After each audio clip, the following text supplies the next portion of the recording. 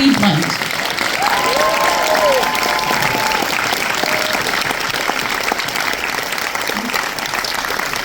Such nice people, by the way, really, truly.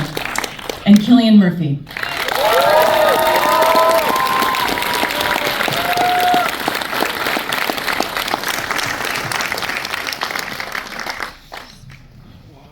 So, truly extraordinary work. Congratulations. And I remember it was July 11th, and you were in Paris, and you were having the premiere of this film, and you were removed from the building when the SAG strike began. All those months later, watching how this film has resonated so deeply in the world, how does it feel to be able to talk about it, but also, what does it mean to you? I'm going to start with you, Cillian. I mean, it means everything, really. I mean, because it's, it was made for theaters. This is how it was designed to be seen. So it's great to be here with an audience watching it again. Yeah, it was very odd. It was actually London. We got to Paris, and it was London. Then it all just stopped. So I've just been at home eating cheese. Well, you look great for eating cheese for Thanks. 4 or 5 months. Thanks. Recommended. When did you stop eating cheese? Yesterday, actually. Oh, right. You have great color in your cheeks. And Emily and Robert, for you watching sort of how this took hold over the summer, I mean, I saw in the theater, people I never thought would go to see a movie like this in the theater were just lined up. It really almost made me weep when I would go to the theater to see this. Was that your reaction to sort of fielding social media and just watching from your corner of the world? Well, Emily is crying most of the days anyway, so it could be about anything. She's Strange thing to say. very sensitive. What was your experience? Okay, well, I remember, just because we never really got to watch it with an audience and together, which was sad. But so when we got back to New York and the strike was hitting, John and I managed to find one IMAX screen in Nyack, New York, in a shopping. Let's go, Nyack. Guys, who's from Nyack? We found a couple of seats in Nyack, New York at 4 p.m. and I saw a group of teenagers walk in dressed as him. And I with pipes dangling out of their mouths and the hat, and I squeezed John's hand. I was like, oh my God, this is crazy. It was so thrilling. We have all been awestruck by it and continue to be. It's very difficult to put into words what it means to everyone. I love that. And Robert, I don't want to rob you of this moment. Don't cry, because you always do, so just don't. First of all, Murphy's he's on Dublin time. It is so fun when you were exhausted for the whole shoot, but again, missing cheese. That's you're it. right. It was the same thing of seeing folks dress up as Oppie and going to the theater. I was in a Malibu colony for Halloween. There was a lot of Oppies there. It was extraordinary. And I think it gave me a lot of hope in the resurgence, not just of cinema, but we know, we've been through this amazing 3+ year period, all of us together, and it was just so satisfying, dude. Magical, really magical. And Cillian, this was your 6th film with Chris Nolan, which is amazing. And you have posited one of the reasons that he may have trusted you with this role, which is, quote, one of my favorite quotes, that you have resting physicist face. Which I didn't know was a thing, but now that I'm looking at you, this is making a lot more sense. And obviously you were chosen for more than that. And what most scared and excited you about telling this story? Because I have to imagine it was probably equal measure excitement, but also, wow, the gravitas. Yes, it was both. And the way Chris operates, he never ever gives you any warning or any preamble. You just get, I was at home eating cheese, and then the next thing I got a call from Chris, genuinely out of the blue. And he said in his very understated British way, I'm making this film about Oppenheimer and I'd like you to play Oppenheimer. And then boom, and I had to sit down, and it's quite a thing. And genuinely, I didn't know. I mean, I had sort of basic level, like knowledge of Oppenheimer and 45 and the Manhattan Project, but kind of nothing after that. So I knew it was a big one, and so yeah. But it was terrifying. But I think I kind of love being terrified about work. I think it's important to feel the pressure. It's important to feel like, how the hell can I do this? I think that the greatest work comes from that, and it was extremely exciting. Then he flew to Dublin, and I sat in his hotel room and I read the script, and it was genuinely one of the best scripts I had ever read. Written in the first person, which I find to be an amazing and just very authentic approach. Tell us a little bit about how that changed your read of the script, that it was written through Oppie's eyes. Well, I'd never read a script that was written like that in the first person, so it's like I walk into the room and I meet Grove. All the scene direction was really just first person. Everything. Wow. And I think the ambition was to try and tell the film as subjectively as possible through Oppenheimer's eyes, but that immediately then adds to the terror. So Well, it makes you feel like you're literally carrying the entire story. Yes, but then he went and cast, these guys, the best actors in the bloody world, for these other parts. So you feel very kind of safe knowing that you'll be in scenes with these guys, and you've got Christopher Nolan directing it. So, and we have this long working relationship, and we have a great understanding and great trust in each other. So yeah, you feel kind of secure, but kind of terrified. But that's exactly the feeling you want at the beginning of a project, I think. Absolutely, perfect alchemy. Well, amazing work. It's hard to overstate it, but really, truly. Emily, amazing work as well, as always, from you. So this film, obviously, most people know, is based on the sprawling biography American Prometheus by two incredible writers, Kai Bird and Sally Martin Sherwin, passed away not too long ago. And I want to credit them because without their source material, we likely wouldn't be sitting here. And Emily, what was revealed about Kitty in their text? And what openings existed for you as an actor to sort of fill in the spaces that weren't known about her? And how did you balance those two? I mean, she was a very colourful character, even in the book. And I mean, I love the wonderful little kind of tidbits about her. And is it tidbit or titbit? It's technically tid. I've always wondered that. As I said it, I was like, is that right? Is it? Do you know what it is? It's tid. Tidbit. You can make it your own. I think I said do whatever you like, didn't I? Yeah. Okay. Moving on. There were wonderful nuances about her in the book that I really. Great Britain is going to need to get to bed early tonight, okay? I know it's not great. Don't get him started about what is in Ireland. There was one line I remember from the book, and one of the scientists' wives said it about her, and they said Kitty didn't do small talk, she only did big talk. And that one really resonated with me because, in the book people were not always full of praise for her because she was very difficult and unpredictable and not conforming to the times. Yes, and a non-conformist, so would throw kind of wonderful cocktail parties, but it was sort of cocktail parties with no food or anything else. Very austere cocktail parties. Lots of cigarettes and lots of vodka. And what did you grow to like the most about her? And did you feel a connective tissue to her as a fellow working woman, professional woman? I think that quiet desperation that she must have felt, I think it gathered speed for me more and more as I empathized more and more with the idea of a really extraordinary brain going to waste as she tried to contort herself to domesticity, which she was not built for. It wasn't in her nature to be a good housewife or a good mother.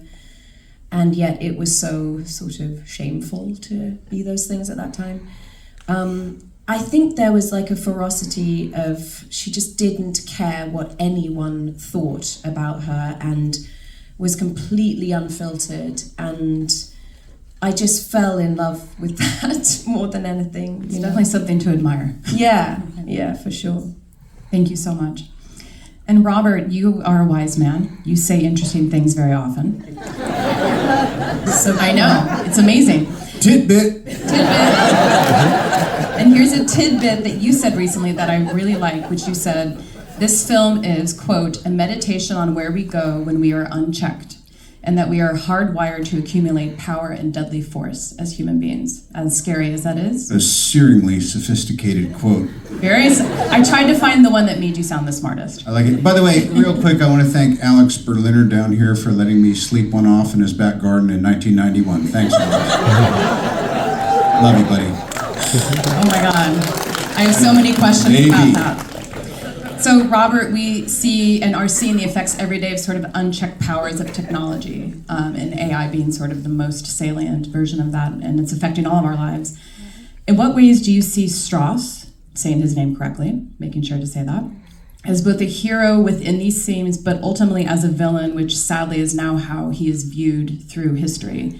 How were you balancing those two, I guess, extremes of his personality? It's who winds up on the right side of history last. It's a weird game. It's kind of like Operator, I guess. It was certainly fun to play with, and again, watching. I want to say too, the first time I was in the makeup chair, I was about to start working. Emily comes in and goes, "Robert, hi, you're going to love this. It's going to be really hard, but I really feel like," and I was just like. I think you were really cross about what was being done to your hair. I think you were just... I liked it. I was like, take more out. No. Yeah. No, I don't know if that's what... That wasn't the vibe I walked into, She's argumentative. And then seeing Cillian, it's like one day you come in and he's just, I go, what, did you just do 30 scenes? And we just got back from there, with like sand blown in his eyelids. And I was like, hey, last night, he goes, last night I came back to my $18 a night hotel room and they put my fucking bags in the hallway. I was like, fuck, I haven't checked out yet, I have to sleep. Every indignity that could befall someone who's trying to do something, it was like the tears of Job. Forget the call sheet and the job, it was everything else. It was the most Irish experience I've ever witnessed. And it just couldn't happen to a nicer guy. We're the beneficiaries, by the way. Yes. Robert, did you finish answering my question? I actually don't remember. Look, this whole AI thing, it's just like, it's too much. Well said. Well said. Moving on to the next topic. You were very loving and tolerant, by the way. I want to say that. Hello. Yeah. Why do you think I was hired to come here tonight? They know what they were putting me into. So, Chris has such a magical way of working because it's so antithetical to what we're used to. The first-person script, so different. The fact that he saw this movie as being genreless. It's not a biopic, he said. It's a Western, it's a hero's journey, it's a horror film, it's a love story, and a courtroom drama. That's a lot to tackle all at once. There is also no CGI in this film. Every effect you see is practical or made in camera. That is staggering, absolutely staggering. And you're also shooting intermittently in black and white and with IMAX cameras. So my question for you is, all of these swirling flourishes that Chris brings to the table, how did it free you up as actors to really dig deeply in a way that you hadn't, or just have fun in a way that you normally aren't able to? What about you, Cillian? It was a breakneck pace. We shot the film in 57 days. So it was outrageously fast. But the thing about Chris's films is the amount of prep is just kind of mind-blowing. I mean, I was over and back to LA many times after the time we came with the script to the time we began shooting, which was around 6 months, just testing everything, testing hair and costume and makeup, and testing with Emily and all the old makeup. And then when you're on set, there is no, you're just working. It's complete focus, complete rigor, complete attention to the work. He expects excellence from everybody, every single crew member, and people know that. It's kind of unspoken. but nothing ever feels rushed, ever. So no scene ever gets left behind. And when you're in a scene, I think I can speak for all of us, like that is the most important thing that's happening. And there's always appears to be time to go again. If you want to go again, you can always ask Chris and you can go again. And so that is sacred. You know, the performances are sacred. And because there's one camera and Chris, there's no video village. So it feels really, really private and intimate. So it does feel like an independent film on this vast kind of canvas. But then bang, you're on to the next, you're in like another part of America, and then you're shooting again, and you're in. So it feels like once you're on the train has just left the station and you're on it, and that is it. And then you wake up and it's over. Well, that was my experience. It sounds very monastic and very on brand for you. And your bags are enough. Robert, I'd love for you to talk about the black and white aspect, because it really serves not only as time jump marker for the audience, but it totally shifts perspective, totally shifts tone, and your character spends the most time out of anyone here in that space. So tell us a little bit about creatively how that pushed you, but also what was fascinating about the way it was executed.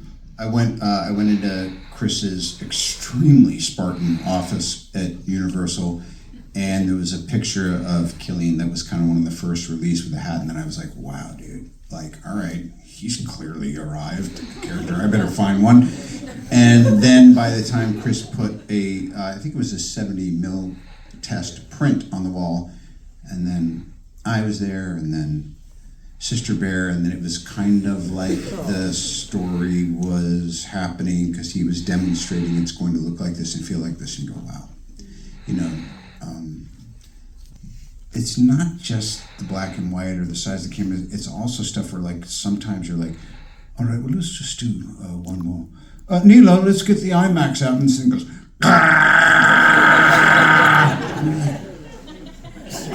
say the fucking words. It's like holding an MRI machine. 100%. I mean, it is so, obviously I haven't experienced it, but just watching it, the making of, it's this giant box. It's so strange looking. And Hoyte would like launch it onto his shoulder, and These are strong people managing these machines, yeah.